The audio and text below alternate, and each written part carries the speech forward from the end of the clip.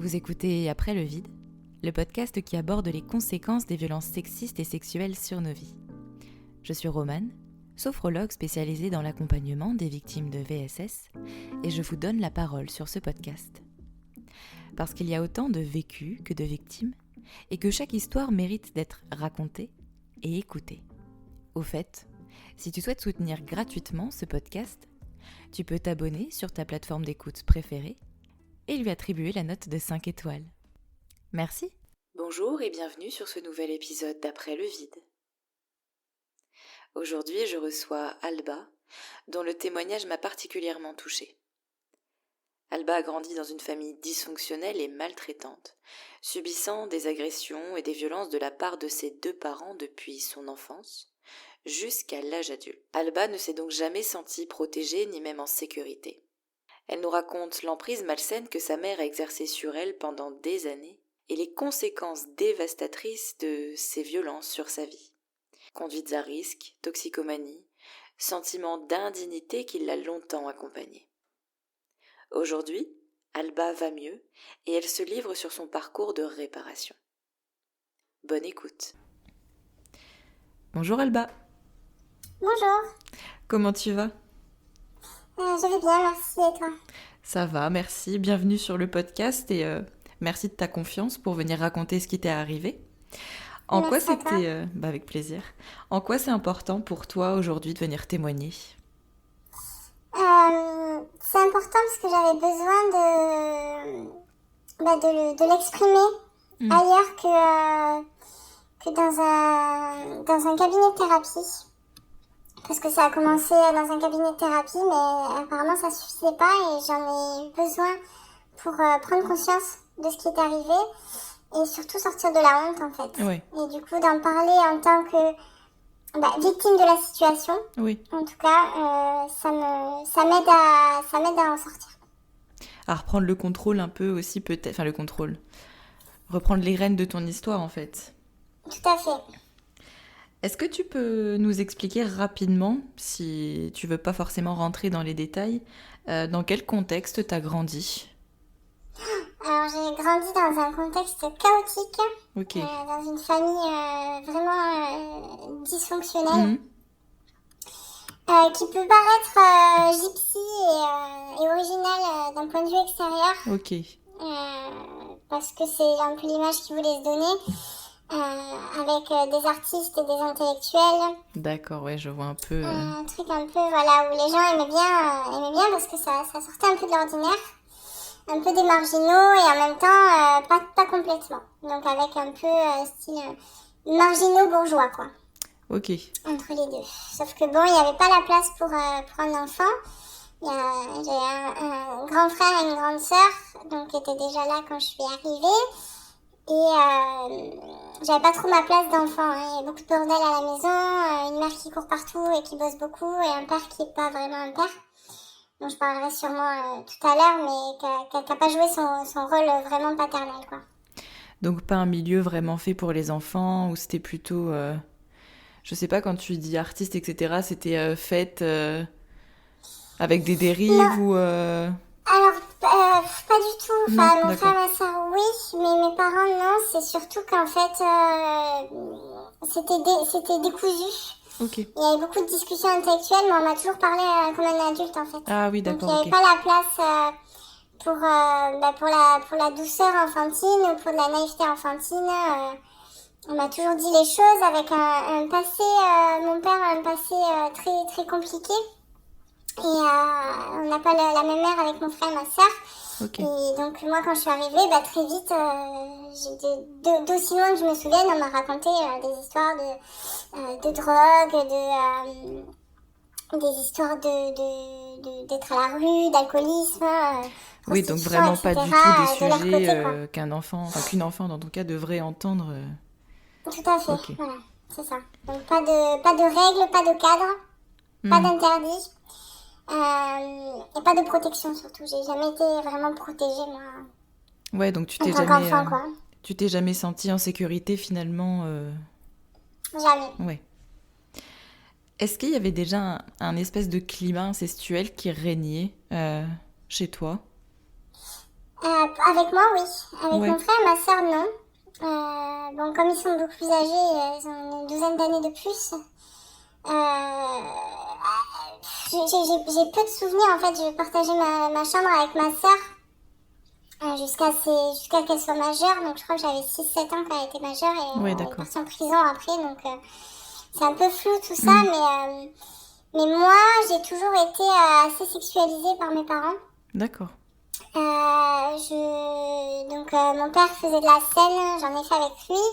Je jouais Marilyn Monroe, donc avec petite robe à paillettes, talons, fossiles, etc. Et je dois avoir 6 ans, 6-7 ans. Et je me rappelle que ça avait choqué beaucoup de monde et que mes parents disaient oui, mais ils comprennent pas, etc. Ils normalisaient Oui, tout, en c'est fait. de l'art.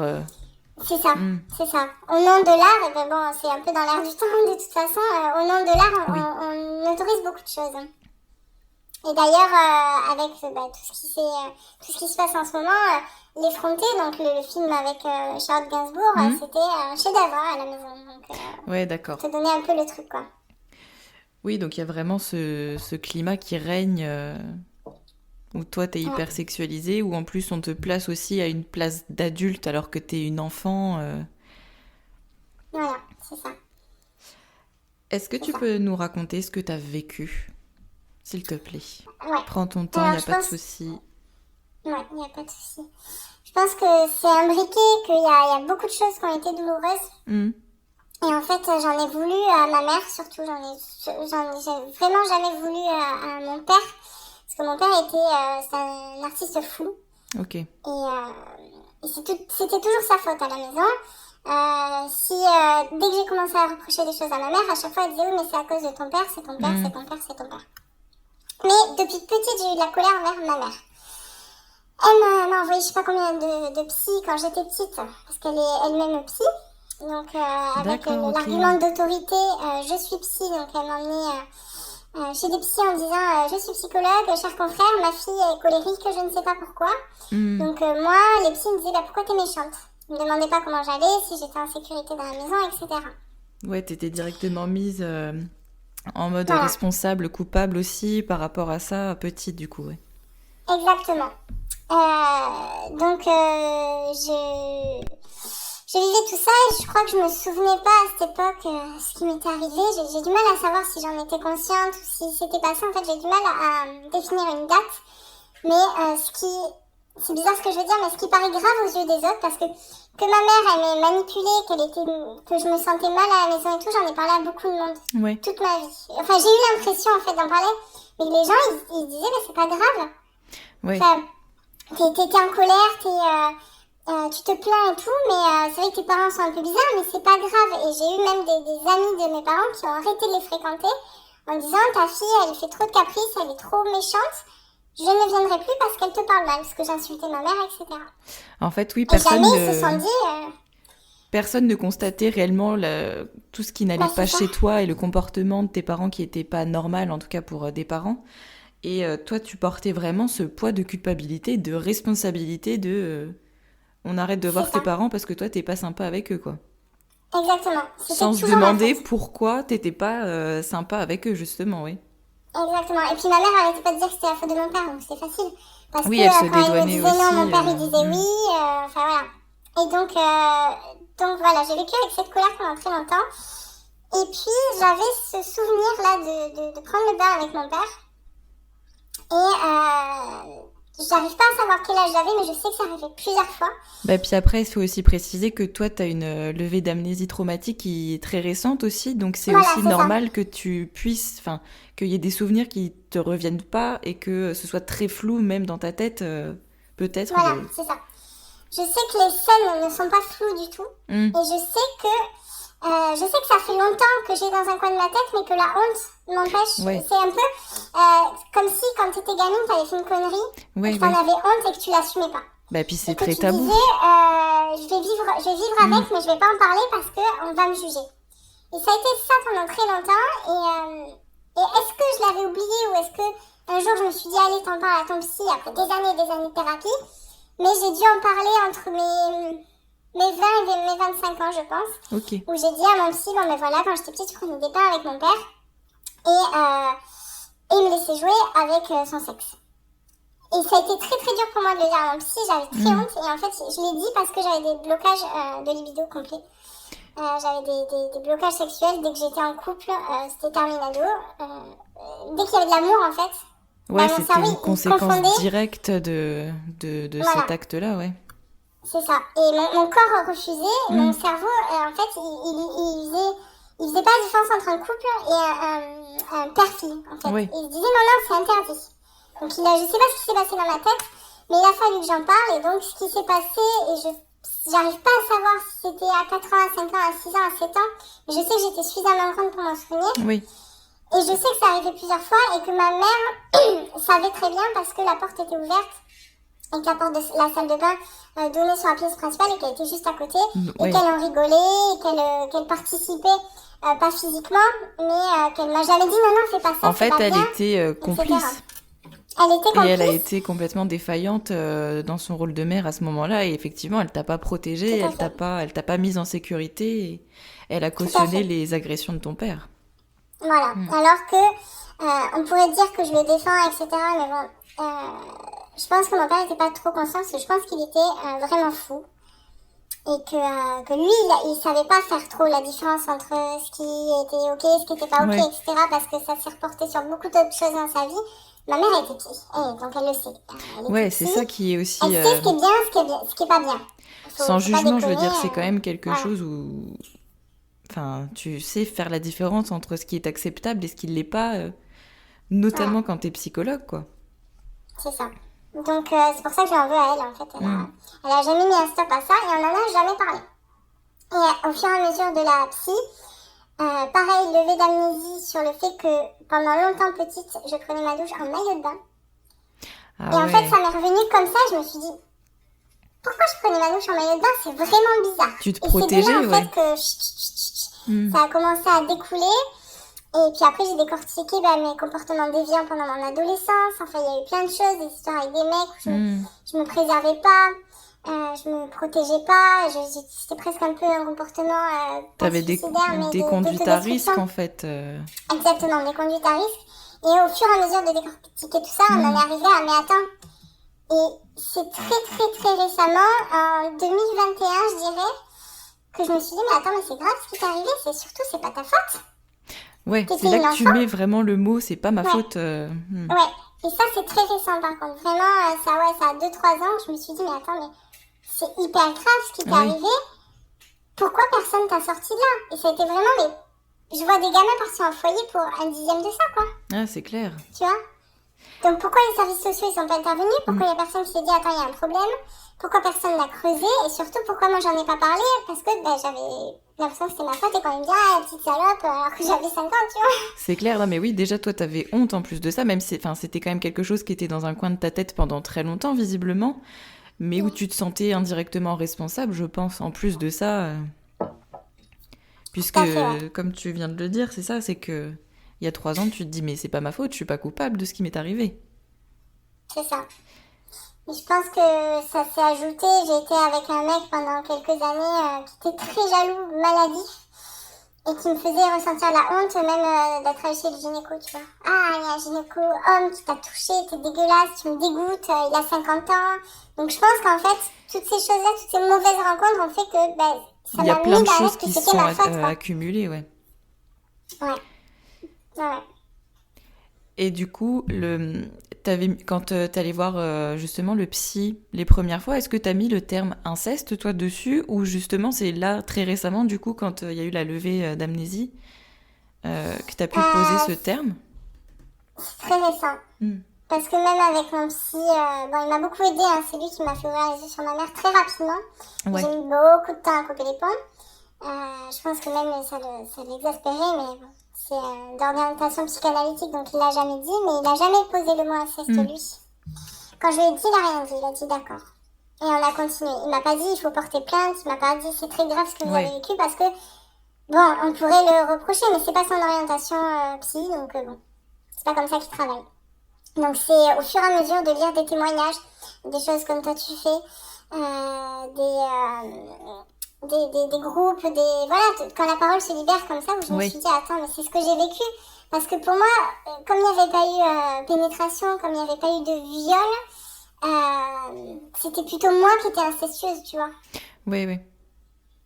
Et donc c'était moi comment on dit, l'agresseur.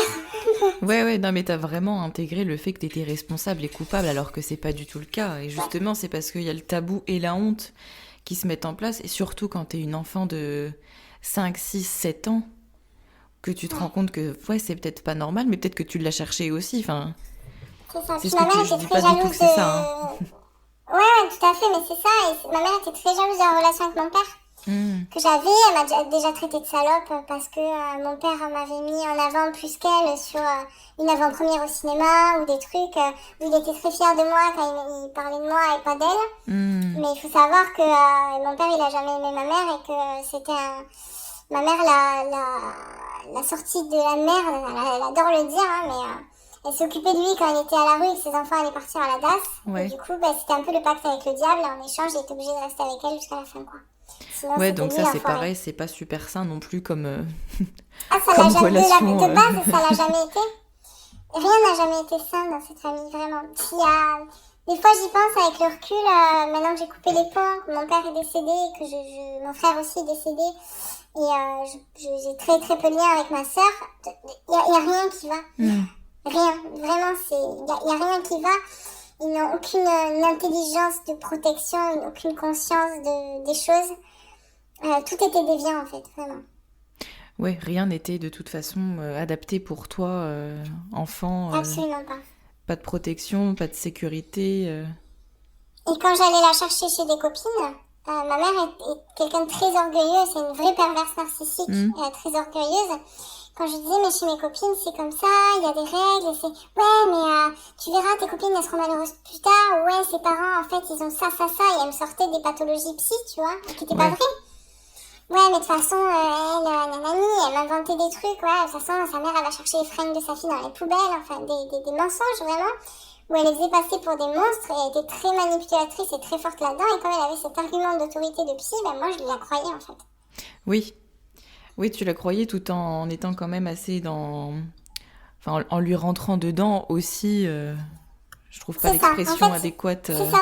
Mais c'était, c'est ça, oui, en fait, c'était vraiment malsain de... Je la détestais, et en même temps, elle a réussi à me faire rester dans cette manipulation pendant c'est un ça, temps, parce qu'elle avait en me le disant, truc tes d'autorité. copines, elles rêveraient, c'est ça. Et elle savait très bien faire, elle me disait, tes copines, elles rêveraient d'être à la maison parce que justement, elles peuvent faire ce qu'elles veulent chez elles, elles ont le droit de rien. J'ai passé mon enfance, avant de découvrir les Sims et d'avoir un ordinateur, à dessiner des maisons rangées, propres, parce que chez moi, c'était un bordel sans nom et sale en plus. Et à chaque fois, dès elle voyait ses dessins, elle se mettait en colère. Et elle me disait que c'était la faute de mon père parce qu'il rangeait rien et qu'il la laissait rien ranger. Sauf que moi, elle me laissait même pas trier mes propres affaires.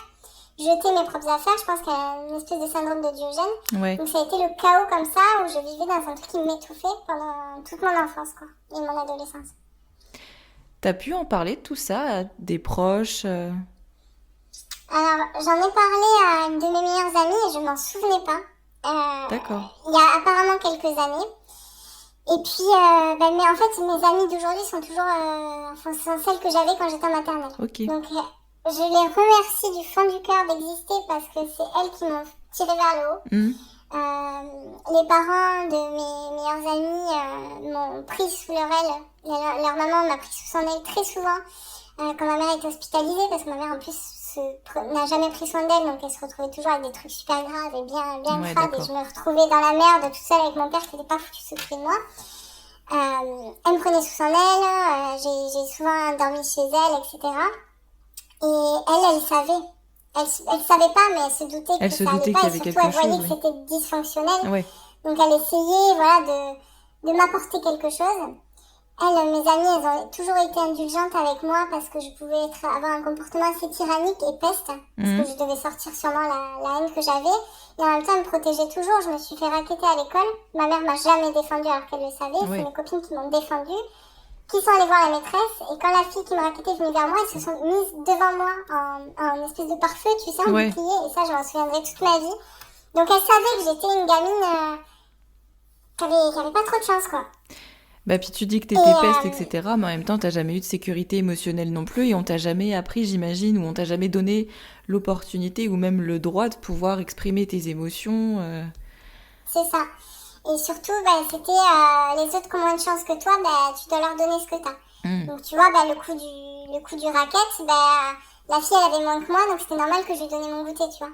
Ouais, d'accord. Alors que non, Ouais, pas. alors que moi je méritais pas d'avoir. Voilà, c'est pas ma faute si C'est clair. elle me mettait la misère du monde sur mon dos et ma mère elle faisait ça, voilà.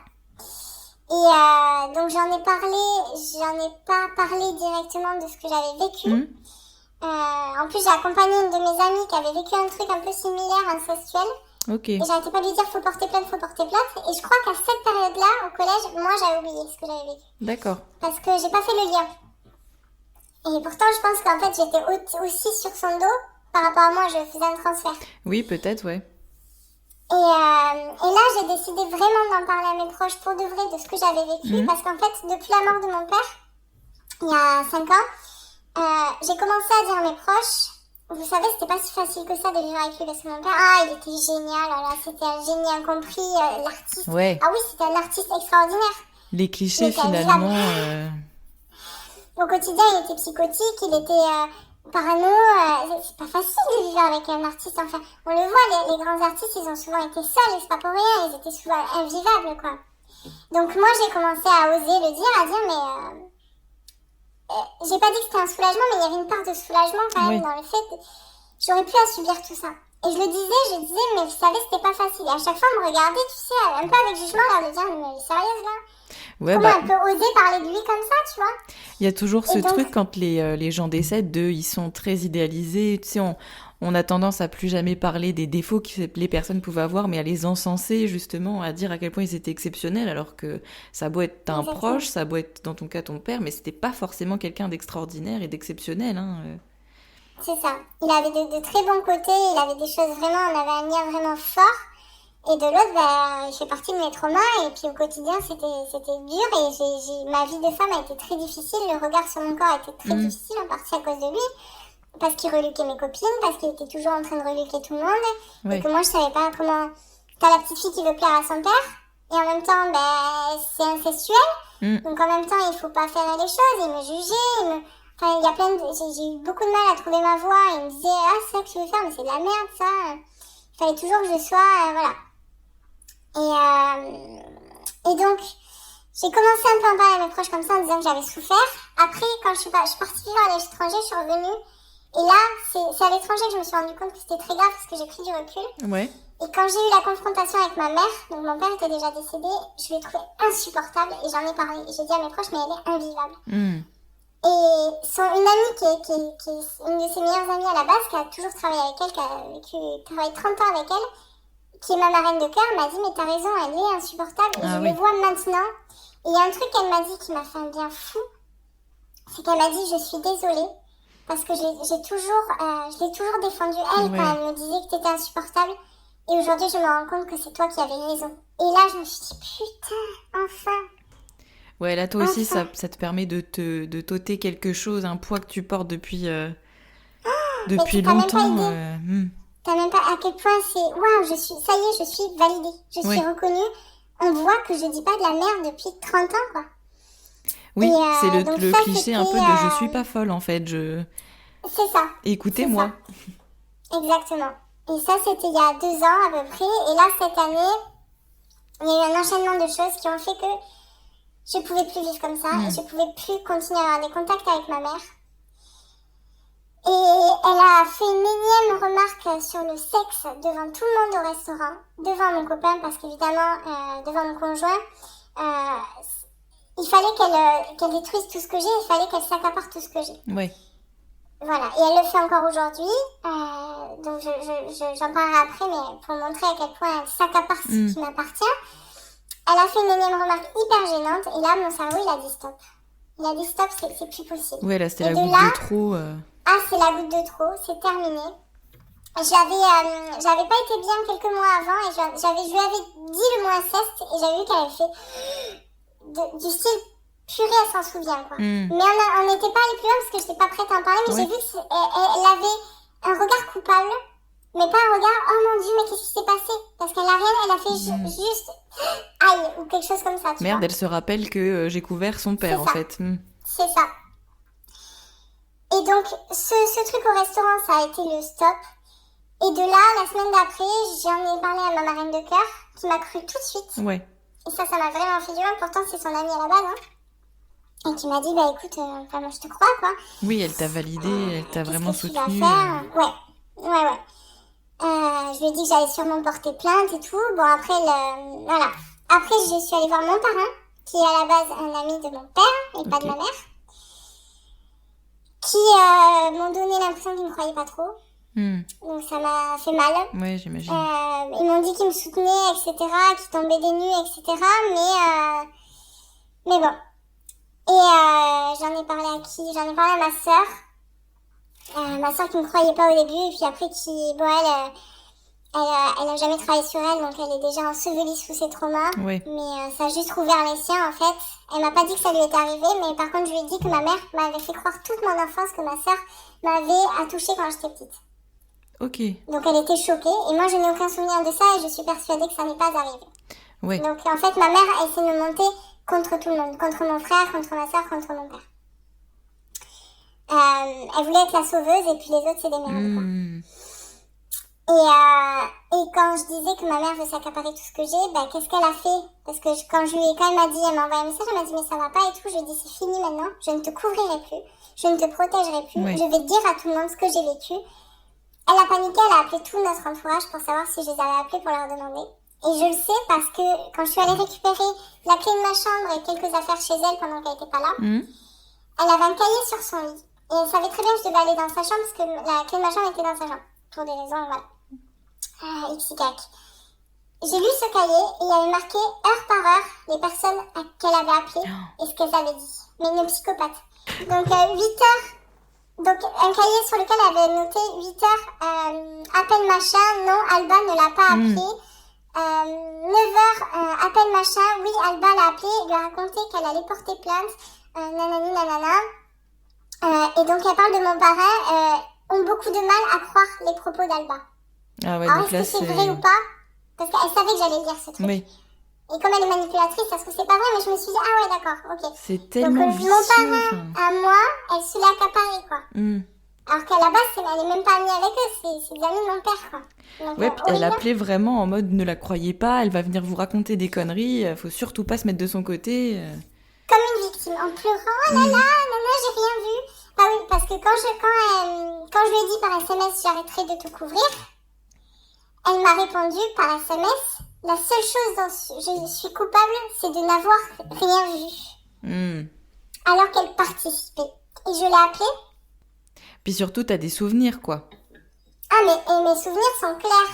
Je n'ai pas inventé ça. Et puis le climat dans lequel t'as grandi, etc. Enfin, c'est... Oui. Ah, mais oui. Ouais, je veux dire, ça trompe personne. Exactement. Et donc, ça m'a mis dans une colère noire de lire ce message. Je l'ai appelée, je lui ai dit, mais tu te fous de moi? Et elle me dit, ah, mais tu sais, à l'époque, c'était pas si grave que ça. Je lui dis, mais t'es sérieuse, t'es psychologue, tu sais très bien que c'était grave. Elle me dit, ouais. Ah, mais je pensais que tu jouais avec un petit canard. Mais fous-toi de ma gueule. Et là, je me suis mis dans une colère. Je lui ai dit, tu oses me dire par SMS, là où tout le monde peut lire, que tu n'as rien vu? C'est clair. Ah, mais tu sais, c'est ton père et ton frère, tu sais, c'était tellement dur avec eux. J'ai dit, mais arrête de mettre la faute sur les autres, c'est de ta faute. Elle assume vraiment rien et... Elle assume rien. Elle prend pas du tout ses responsabilités. C'est ça, et elle va aller chercher pour protéger son image. Donc, le discours officiel, c'est je n'ai rien vu, je ne savais pas, oh là là, je tombe des nues, c'est affreux, ma pauvre fille, elle ne me parle plus, mais moi j'y suis pour rien. Alors qu'elle elle a juré sur la tête de son chat par SMS, quoi. D'accord. Mais oui, tu disais à l'époque ça choquait pas, mais c'est clair que quand tu repenses Gainsbourg avec sa fille, enfin on t'en a parlé tout à l'heure justement, c'est oui. C'est ça. C'est ça, c'est mais le bon, milieu artistique qui te fait croire que non, c'est... Ah, il y a un terme, je l'ai pas en tête, mais genre... Ouais, bah et puis traiter sa fille de salope, la monter contre tout le monde, de toute façon, elle n'a fait que des erreurs. Mais c'est se cacher derrière tellement de choses, de bah oui, mais non, c'était pas... À l'époque, c'était genre toléré, machin... C'est ça. Alors que Et non, puis pas toute ma vie, depuis que je lui ai dit, parce que quand j'étais petite, je criais dessus, mais en grandissant et en faisant de la psy, je lui ai dit, mais tu te rends pas compte que mon enfance a été très grave. Et une fois, elle m'avait dit, t'as tellement rien vécu par rapport à mes patients. Ok. Ok, on va tous faire une petite hiérarchisation des souffrances, on va tous comparer ce qu'on a vécu, nos traumas. N'importe quoi. Et elle a un déni, mais de fou. Et après, elle me disait, oh là là, mais de toute façon, tu vas me faire un procès. Quand est-ce que tu vas t'arrêteras de me faire un procès? Quand est-ce que tu vas me pardonner? Et je lui disais, mais on s'en fout de te pardonner. Pourquoi toujours toi? C'est quand est-ce que moi je vais guérir? C'est ça qui est important. C'est clair, oui. Mais ça, mais ouais, t'es jamais prise en compte. Jamais. Enfin, elle te prend jamais en compte. Ni tes souffrances, ni tout ça. C'est ça. Donc j'en ai parlé à mes proches. Certains m'ont soutenue, d'autres non. Et une de mes amies d'enfance m'a dit, mais tu me l'avais déjà dit. Et je lui ai dit, ah bon? Elle me dit, oui, il y a quelques années, t'allais vraiment pas bien et tu me l'avais avoué. Et ça, j'en avais pas le souvenir, tu vois. Et c'était passé comme ça, voilà. Je sais pas, c'était pas aller plus loin, je sais pas, j'avais pas réalisé. Peut-être que justement, c'était la première fois que j'en parlais un peu avec honte, et puis après... Mais à part elle, les autres ne savaient pas, quoi. Mais après, t'as pu être soutenue, justement, une fois que t'en as parlé réellement, entre guillemets, en ayant pris conscience, justement, de ce que t'avais vécu. Mes amis, oui. Ouais. Bon, après, ta mère, je te pose pas la question. Oui. Hein. Ouais. Mes amis, oui. Mes collègues de travail, oui. On a un peu pris de mes nouvelles, mais après, les autres, pas plus que ça. Pas plus que ça, non. Oui, c'est ce que tu me disais dans tes réponses, c'est que ça t'a permis aussi de faire le tri autour de toi. Ah ben là, il y a beaucoup de tri qui s'est fait. Parce que je vais pas me... Si tu veux... Je pensais que les amis de mes parents étaient aussi mes amis, mais pas tous. Et puis tout ce qui est du cercle de mes parents, autant que je me fasse un cercle à moi. Après, oui, si, il y a des personnes quand même à qui je l'ai dit, qui m'ont énormément soutenue, qui m'ont fait du bien, parce qu'ils m'ont dit que c'était impardonnable. Et ça m'a fait du bien de me dire que j'ai le droit de pas pardonner, en fait. Oui, puis ça vient aussi remettre un peu l'église au milieu du village, de comme quoi toi tu n'es pas coupable et que ce qu'ils t'ont fait vivre, ce n'est pas normal. Et ils n'avaient pas le droit de te faire vivre tout ça, quoi. C'est ça.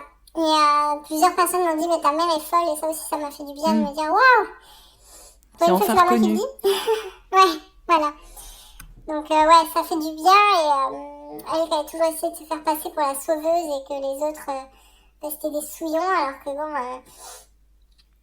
au final, il n'y a que moi qui ai fait une thérapie dans la famille, et entre guillemets, il n'y a que moi qui ai survécu, quoi, jusque-là, donc... Bah de toute façon, tout ce que tu dis par rapport à ta mère depuis tout à l'heure, c'est vraiment... Tu sens bien que c'est comme...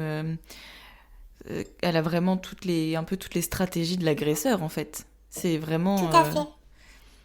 Elle n'est pas passée à l'acte comme ton père a pu le faire, par exemple, mais dans les faits, ça reste tout à fait similaire, quoi.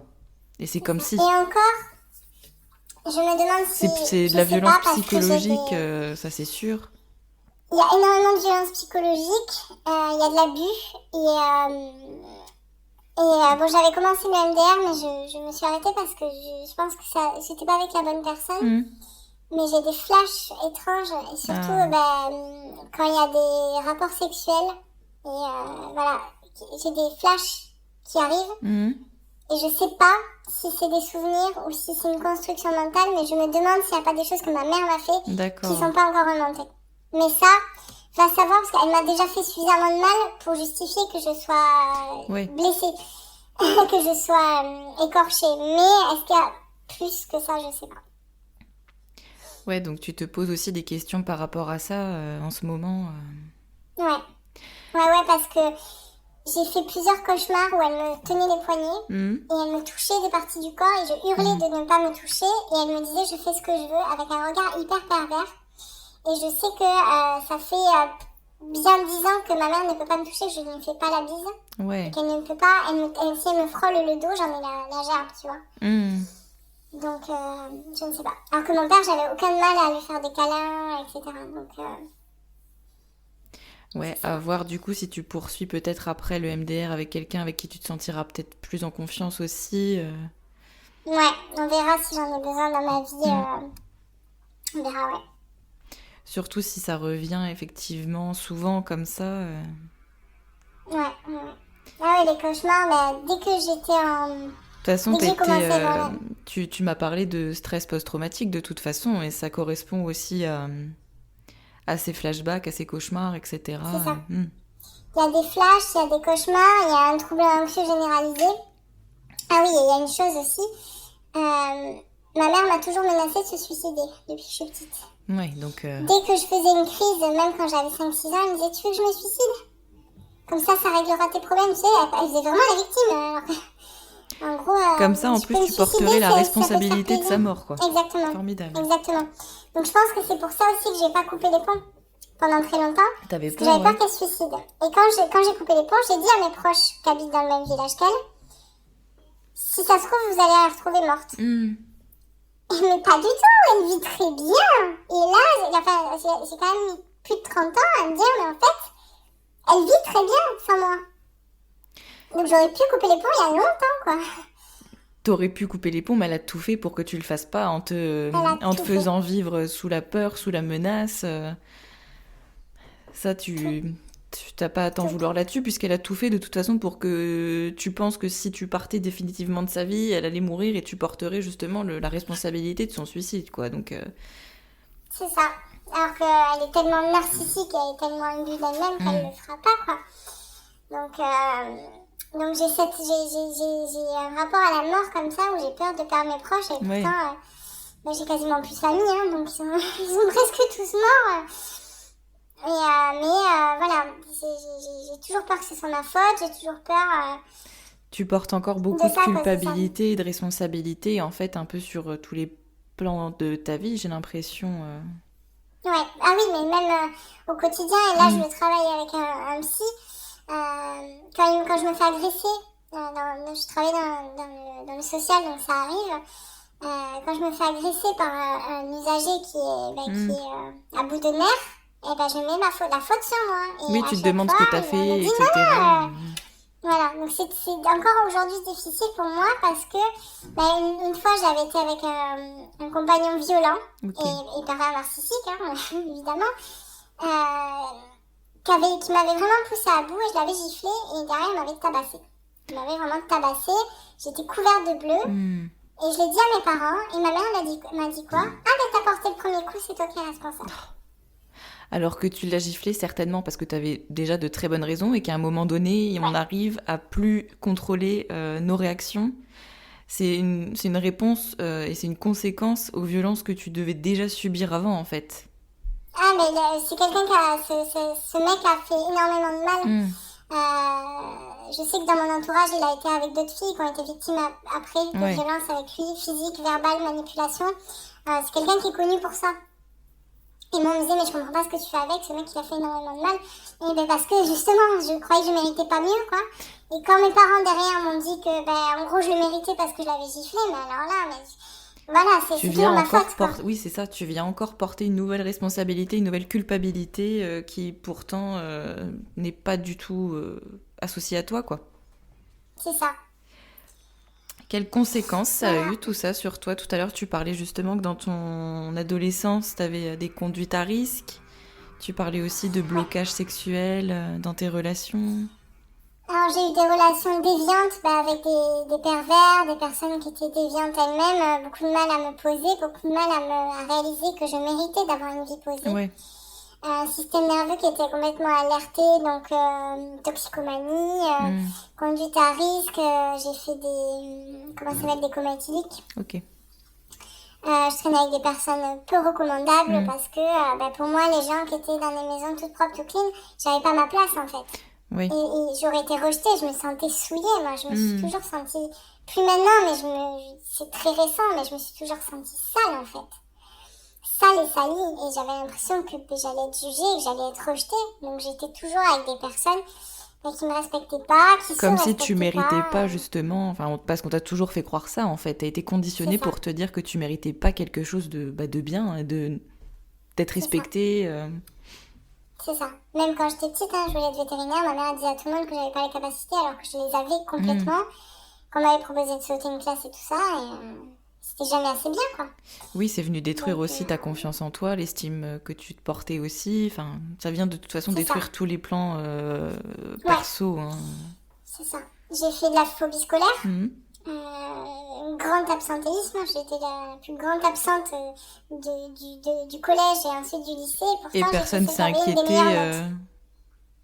J'ai été convoquée par le CPE qui m'a dit: je ne comprends pas, vous avez des excellentes notes quand vous venez, mais vous ne venez pas. Et ils n'ont pas cherché à comprendre peut-être pourquoi tu venais pas, pourquoi ça n'allait pas forcément Non, ma mère me disait... de toute façon, j'étais pareil quand j'étais jeune, alors que pas du tout. Elle a eu un cursus très classique, elle a jamais... je sais pas, si en fait elle s'identifiait à moi ou elle vivait à travers moi, je sais pas, j'étais son pantin. Puis c'était la faute de mon père, et puis ci, et puis mi. Elle a essayé de me faire aller en cours, mais je me cachais, et puis elle a vite laissé tomber, quoi. Ouais. Et non, au lycée et au collège, je leur disais soit que j'étais en dépression, soit qu'en fait j'étais très rapide et précoce, et que du coup mes cours je les apprenais très vite et qu'après je m'ennuyais, ce qui était vrai. Aussi, mais oui. Ils n'ont pas creusé au niveau de la famille. Aujourd'hui, je pense qu'ils feraient des signalements. Ouais. Mais à l'époque, on n'en était pas là du tout. Oui, c'était pas un problème pour eux finalement, puisqu'en plus tu réussissais à l'école, donc ouais, voilà. Donc, ça aurait pour peut-être eux, été si différent si notes, t'étais une c'est mauvaise pas... élève entre guillemets, C'est que ça. tu posais problème. Aujourd'hui, j'accompagne des jeunes et aujourd'hui, les décrocheurs sont signalés. Moi, j'ai jamais eu de convocation nulle part, en fait. Je pense qu'à l'époque, c'était pas les décrocheurs, il n'y avait pas ces plans anti-décrochage scolaire. Donc, j'avais pas été signalée, il n'y a pas eu d'inspection, il n'y a eu que dalle. Et je me rappelle à l'école, par contre, qu'on avait des cabines téléphoniques. Et il y avait le numéro info-drogue, là. Ouais. Je me rappelle que j'étais un peu celle qui faisait faire les bêtises aux autres, d'appeler et de raccrocher. Et une fois, je l'ai fait chez moi. Et sur le moment, je me suis dit, mais pourquoi je le fais toute seule? C'est pas marrant toute seule. Et en fait, la personne a décroché, j'ai dit, en fait, je voudrais parler de quelque chose. Mais voilà, ma soeur a se drogué quand j'étais petite, et nanani. Et j'ai commencé à le dire, je me suis dit, en fait, c'est pas anodin que je faisais ça, c'est que j'ai un problème et je sais pas à qui en parler. Et je me rappelle que cet appel m'avait fait du bien, mais que c'est anonyme, donc c'était oui, il pas n'y a pas de loin, suivi derrière. Donc à part cette chose-là, sinon j'ai décroché, j'ai passé mon bac en candidat libre. J'ai essayé de changer de lycée et tout, mais j'ai décroché, j'ai fumé des pétards. Puis après j'ai eu une année, l'année du bac qui a été très difficile. J'ai perdu des proches, j'ai failli perdre mon père, j'ai perdu des personnes à qui je tenais énormément. Et mon frère et ma soeur m'ont fait prendre de la drogue. Ok. Et de là, ça a été 2 années de toxicomanie, jusqu'à ce qu'en fait, j'ai cet élan de vie de me dire ça suffit, j'arrête tout, je reprends mes études, j'arrête les conneries parce que je veux pas finir en overdose sur un trottoir, quoi. Ouais, bah oui. Mais c'est pas mes parents qui m'ont aidé. J'ai été anorexique aussi, je me faisais vomir presque devant ma mère. Elle faisait rien. C'est ma grand-mère qui est même pas ma grand-mère, c'est la grand-mère de mon frère et ma soeur que j'ai vue 2 fois dans ma vie, qui est venue pour Noël et qui m'a dit mais t'es très maigre, tu manges pas. Et c'est elle qui m'a fait avoir un déclic parce que mes parents ils en ont rien à foutre. Ouais, parce qu'en fait personne se soucie réellement de toi. Non, je me scarifiais, enfin vraiment, mais ils s'en foutaient en fait. Tout était en fait, autorisé à la maison. Les conséquences de tout ça, il y avait aussi des appels à l'aide, j'ai l'impression, dans ce que tu dis. Complètement. C'était genre, regardez, ça va pas, je suis là. Complètement. Et personne n'a jamais rien vu, enfin, à part cette personne, du coup, oui, effectivement. Mais dans tout ce que tu me racontes, c'est vraiment ça, quoi. C'est vraiment, t'es laissée toute seule. Et tu cries à l'aide, et personne n'est là pour toi, quoi. On aurait dit que j'étais une attraction. Et il se disait, bah tiens, Alba, elle est dans sa phase régime. Ah bah tiens, Alba, elle est dans sa phase, elle s'habille tout en noir. Ah bah tiens, Alba, elle est dans sa phase... Oui, puis comme en plus, tes parents faisaient passer ça pour te laisser l'espace, en fait, pour limite te découvrir. Hein. C'est un peu le truc de... oui, on te cadre pas, comme ça tu fais ta propre expérience, donc... Exactement. Donc vu que t'es pas cadré, pour eux, ils se disent, bon, bah, elle est dans son... Oui, comme tu dis, dans sa phase, ci, ça... C'est ça, mais au point où, voilà, alors que tes phases, c'est quand même des conséquences de toutes les violences que t'as subies toute ta vie, en fait. Tout à fait. Et même, enfin, je faisais venir des garçons très très tôt à la maison, j'ai jamais eu de prévention, on m'a jamais dit est-ce que tu te protèges, est-ce que t'es au courant des MST, des machins. Ils venaient à la maison, mes parents, ça les faisait rire, j'avais 15 ans, quoi. Ouais. Et je suis partie avec un inconnu que j'avais rencontré sur internet à un concert, j'avais 14-15 ans, à Montpellier, et ce mec m'a séquestrée pendant 3 jours. Dieu merci, il m'a rien fait. Je pense qu'il était fou, mais il n'est pas passé à l'acte. Il avait un zona, il m'a filé de l'herpès, j'en avais partout. Putain. Parce qu'il saignait et qu'en fait, il m'a forcé à dormir avec lui, mais il m'a pas violée, heureusement. Mais il avait des katanas dans sa chambre et il me disait, bah, si tu essayes de partir ou quoi, je te tue, tu vois. J'ai essayé d'appeler ma mère, qui ne savait pas où j'étais, ni avec qui, m'a dit, écoute, je peux pas te parler, là, j'ai une rage de dents, je vais chez le dentiste. Ok, bah super. Donc en fait, tu sais pas où je suis mineure, je suis à Montpellier alors que on n'habite pas du tout là-bas. Personne tu vois, s'est j'ai pris inquiété le train et tout pour y aller. Personne s'est inquiété. de ta disparition. Mon père, pas du tout. Et je suis revenue et je leur ai dit. Et ils étaient un peu énervés, tu vois, contre ce garçon qui m'a séquestré. Mais ils ont rien fait, ils sont pas allés aux flics, rien. Ouais, donc et encore moi, une je me fois, suis t'es trimballée laissée, de l'herpès partout et c'est pas grave, quoi, tu vois. Ouais, vraiment défaillant sur tous les plans, quoi.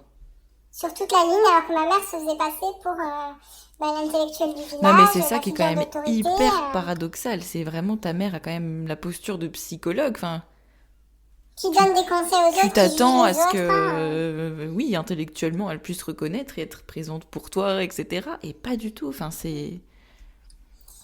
Elle m'a fait porter la culpabilité de la mort de son père aussi, qui est décédé quand elle était enceinte de moi.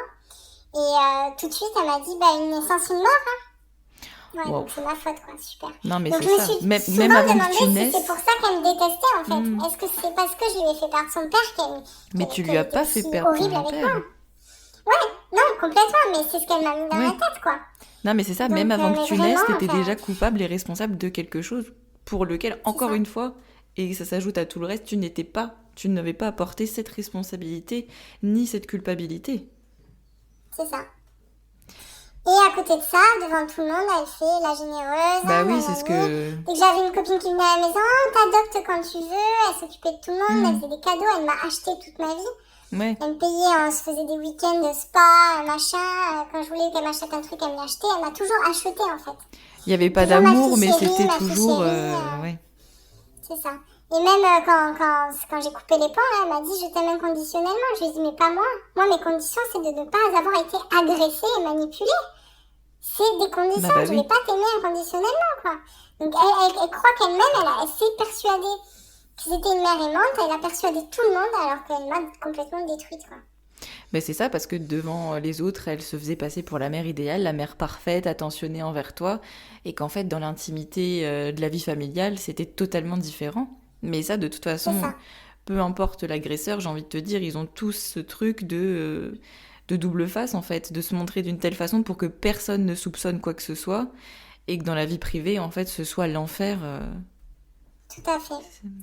C'est pour ça, à part la mère de mes amis qui elle, n'était pas dupe, et ma marraine de cœur, qui est sa meilleure amie, qui a commencé à avoir ses comportements à partir du moment où mon père était malade, où elle est devenue insupportable avec elle. Et puis après, de pire en pire, elle a vu, quelques mois après la mort de mon père, elle s'est tapée un des meilleurs amis de mon père, en disant « Oh, on continue à vivre à travers lui », enfin n'importe quoi. Et ma marraine de cœur a commencé à dire « Mais elle est complètement délirante, quoi ». Donc, à part elle, sinon les autres, oui, ils étaient complètement endormis. Elle a quand même été psychologue référente pendant plus de 30 ans dans une clinique, quoi. Ouais, c'est là que tu te dis « Bon... » C'est fou, quoi. Comment tu vas aujourd'hui ? Ça va, j'ai encore beaucoup de colère. Moins maintenant parce que de couper les ponts, ça me fait du bien. Mais je sens que j'ai encore... Pour être tout à fait honnête, j'ai l'impression que j'attends qu'elle aussi soit morte, en fait, pour vraiment passer à autre chose. C'est dur, hein, de dire ça. Mais j'ai envie de te dire que par rapport à tout ce que t'as vécu, je trouve pas ça... Enfin, je comprends en fait pourquoi tu attends ça. C'est pas, ça fait pas de toi quelqu'un de méchant ou d'horrible, sans cœur, etc. Mais c'est totalement compréhensible. Hein, les psy femmes à qui j'ai dit ça ont été choquées parce que je pense qu'elles n'arrivaient pas à rester dans la neutralité et qu'elles n'ont pas vécu ça. Et les personnes avec qui... les personnes qui m'ont compris, j'ai l'impression que c'est des personnes qui ont soit vécu ça, soit vu comment un pervers narcissique fonctionnait, parce que j'ai eu des jugements, hein, mais la pauvre, elle a fait ce qu'elle a pu, non, elle a pas fait ce qu'elle a pu, elle m'a détruit, quoi. Donc aujourd'hui, j'ai encore pas mal de colère. J'en veux aussi aux personnes, enfin j'en veux. j'ai un peu d'amertume envers les personnes qui m'ont pas aidée. Ouais. Qui ont pas vu ce qui se passait, même si voilà, chacun a sa vie. C'est un petit peu de la non-assistance à personne en danger, quoi. C'est ça. Donc difficile, mais aujourd'hui en fait j'ai envie d'avancer, de créer ma propre famille avec mes amis d'enfance que je considère comme mes sœurs, avec mon chéri, avec ma vie à moi et ma future famille à moi et les oublier en fait. Et qui fassent partie du passé. Bon, j'ai mes neveux dont un dont je suis très proche. Ouais. Mais les autres, c'est plus ma famille, quoi. J'ai envie de créer ma vie aujourd'hui, enfin, tu vois. Vivre pour toi, sans toute cette culpabilité que tu as toujours portée sur tes épaules et qu'on a voulu te faire porter. Ouais. Et par rapport aux parents, tout à l'heure, là, tu disais qu'elle a fait ce qu'elle a pu, etc. Mais il y a aussi un peu un mythe autour des parents où on doit être tout le temps reconnaissant. Enfin, je veux dire...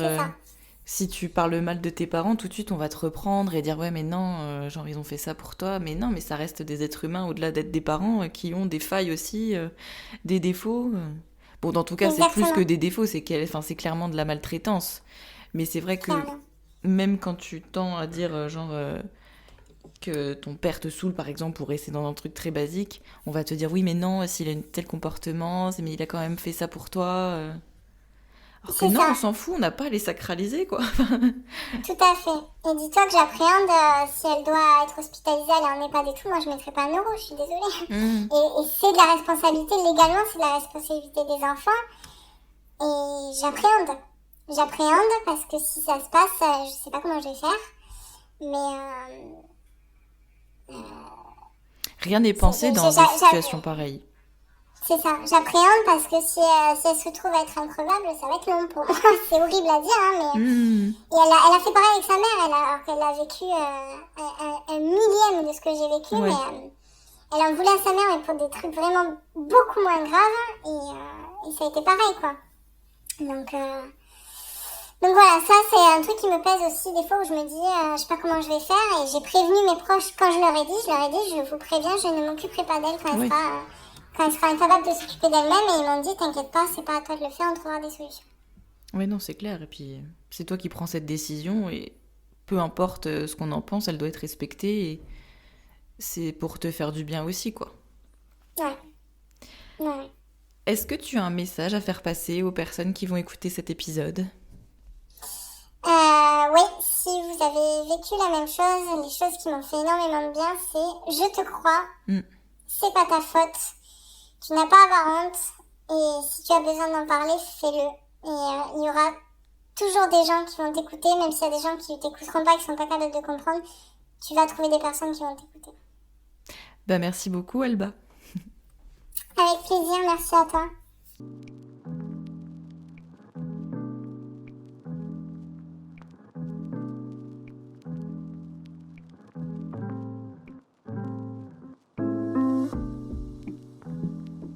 Et avant de terminer, je voudrais remercier infiniment Alba pour la confiance qu'elle m'a accordée pour préparer et enregistrer cet épisode. T'es pas toute seule et on te croit. Et si toi aussi tu veux raconter ton histoire, au micro du podcast, à l'écrit, peu importe, tu peux m'envoyer un message sur le compte Instagram d'Après le vide.